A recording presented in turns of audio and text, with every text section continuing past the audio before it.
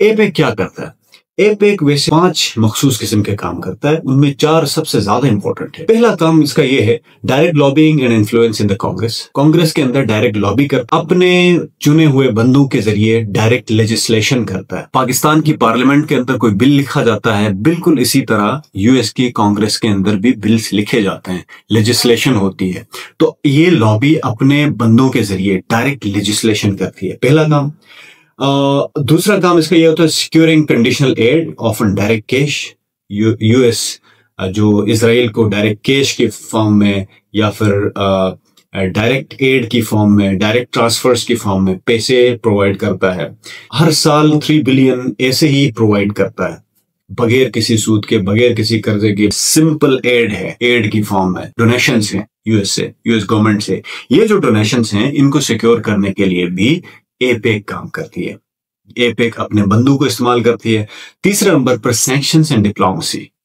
Israel के खिलाफ कोई भी सर उठाता है तो इस रीजन के अंदर उस कंट्री के ऊपर, उस कंट्री हेड के ऊपर सैंक्शंस लगाना इन लोगों का काम है। ये इस तरह काम करते हैं। दूसरा जो काम है एपेक का, वो है इन्फ्लुएंसिंग इलेक्शंस। एक खास किस्म का मॉडल है, कैरेट एंड स्टिक मॉडल कहा जाता है जिसको। उसके जरिए एक काम किया जाता है कि कोई भी बंदा जो एपेक के हक में है या फिर कोई भी बंदा जो इसराइल के हक में है, उसको फंड किया जाता है। अगर आप थोड़ी सी रिसर्च कर लें तो this is a very dominant debate in the democracy of the USA कि बहुत सारे ऐसे कांग्रेसमैन यूएसए के अंदर मौजूद हैं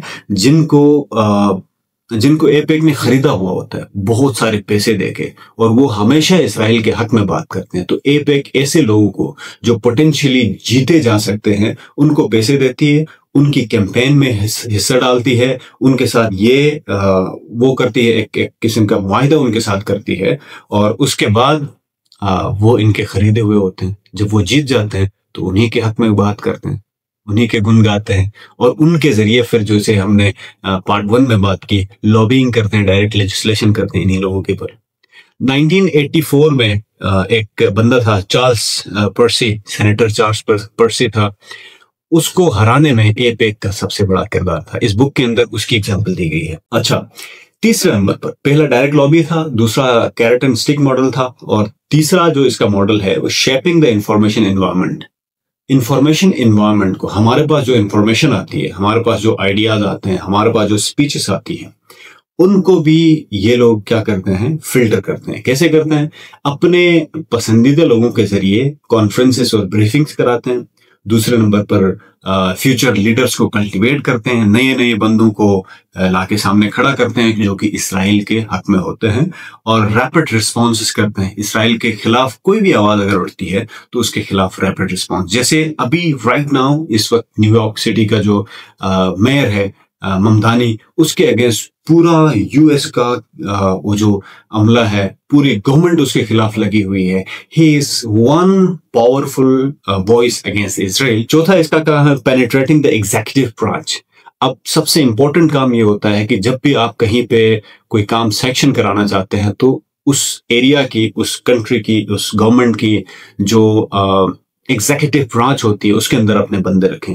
तो ये ऐसे लोगों को सबसे पहले जो पॉलिटिकल अपॉइंटीज होते हैं, ऐसे लोग जो पॉलिटिकली अपॉइंट होते हैं, जैसे पाकिस्तान में अगर मैं आपको एग्जांपल दूं तो चीफ जस्टिस की अपॉइंटमेंट होती है और चीफ ऑफ आर्मी स्टाफ की अपॉइंटमेंट होती है, और इस तरह जितने भी पॉलिटिकल अपॉइंटमेंट्स होते हैं, उन तमाम पॉलिटिकल अपॉइंटमेंट्स में कोशिश करते हैं कि ऐसे लोगों को वेटिंग के जरिए, पॉलिटिकल अपॉइंटीज को वेटिंग के जरिए ऐसे लोगों को सामने लाया जाए, ऐसे लोगों को अपॉइंट किया जाए जो प्रो इसराइल हैं।